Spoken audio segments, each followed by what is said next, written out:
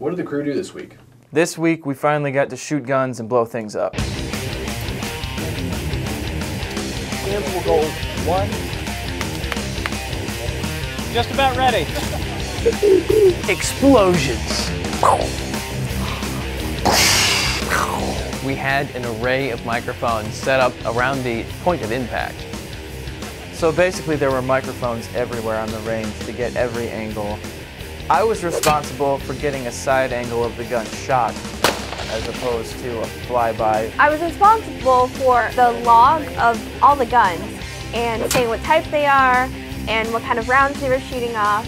And also, I was helping out Rick run the Tascam 8-track recorder. Not only was I in charge of a small roving mic pack, I had brought along a small extra camera we used to get closer shots of detonations and impacts. Steve Stilken is a former Marine and a friend of Rick's. Him and his family have a pretty extensive collection of weaponry. We had a whole selection of different rifles, different pistols, different shotguns. I've never really been a gun guy, but I could tell that there was a lot there and that they were really pulling everything out for us. Let's have some fun.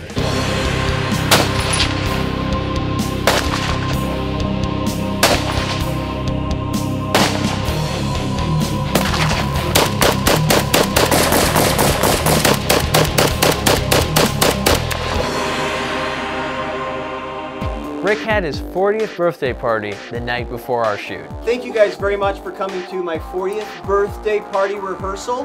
So when we do it for real 10 years from now, we'll just everybody remember their spots. We'll put spike tape on the floor.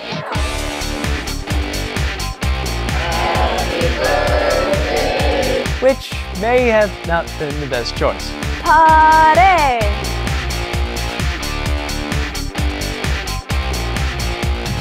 Skittles had came out and helped us record. There was a lot of microphones, and an extra pair of hands was a little helpful.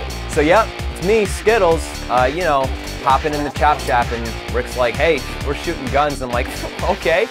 Somehow, sitting 5 feet away from blaring rifles and shotguns, Skittles managed to fall asleep. He fell asleep 5 feet away from gunfire.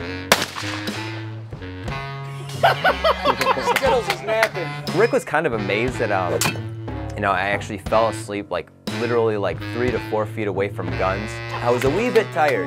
Skittles! But his levels were still good. This time around, I shot an AK-47. I got to shoot a pistol.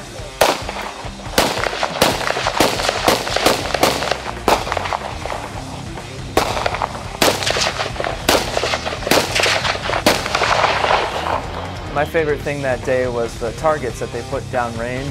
We get there, and Steve and all of his friends are setting up shop, and we see these orange squares at the end of the range. And we're curious, what is that? Oh, we'll show you. And when they got shot, they blew up. Yeah! So those things explode?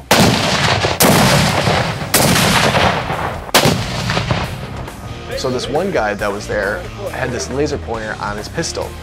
It was pretty cool because we got to shoot some zombie targets with it.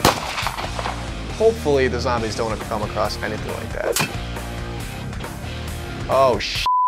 Ladies and gentlemen, Mr. Ray Brockette! Woo! Ray is another old friend of Rick's who did a lot of pyro work for Kiss, among other bands, in the 80s and 90s. And he was our explosion guy for the shoot. Ray, being the expert, did all of the prep work for the explosions. He was constantly setting up the charges, the half charge, the full charge, salute, and making sure that was properly set up.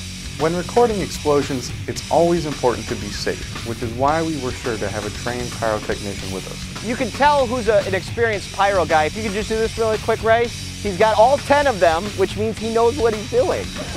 We wanted to use a remote detonator. However, something went wrong. The problem was, it was too bright out for the transmitter to pick up the infrared beam from Ray's detonator. For some reason, we have no range on the system that we're using. So I'm going to have to shoot them manually. Luckily, being a trained professional, Ray had a backup, long fuses. All right, here we go. Ray lit his explosions by first lighting up his cigarette, getting a few puffs to calm the nerves, and then using the cigarette to light the fuse. You get beautifuler every time I look at you. Remember, kids, don't smoke unless you're letting off explosions.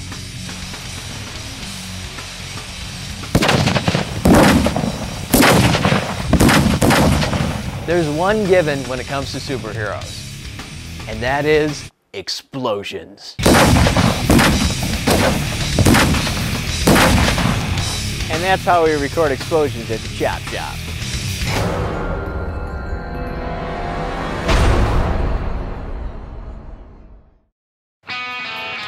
What do you got?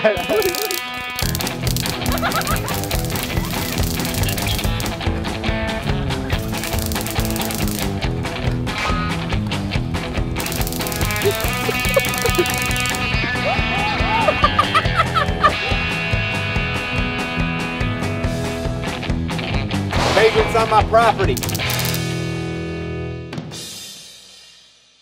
I wish I was a real boy.